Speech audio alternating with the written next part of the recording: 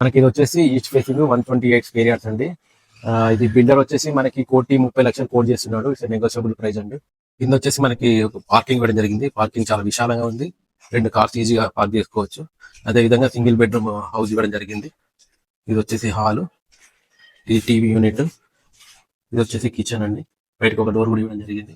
అదే విధంగా ఇది బెడ్రూమ్, ఇందులో కూడా షెల్ఫ్స్ ఇవ్వడం జరిగింది.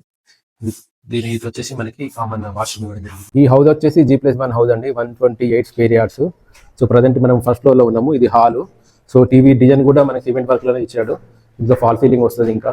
సో ఇది అండర్ కన్స్ట్రక్షన్ లో ఉంది. ఇది వచ్చేసి మనకి డైనింగ్, అదేవిధంగా ఇది పూజ రూమ్, ఇది వచ్చేసి కిచెన్ అండి. సో దీనికి బ్యాక్ సైడ్ వచ్చేసి మనకి వాష్ ఏరియా ఇవ్వడం జరిగింది. సో ఇది వచ్చేసి మాస్టర్ బెడ్రూమ్, దీనికి విత్ అటాచ్డ్ వాష్రూమ్ ఇవ్వడం జరిగింది.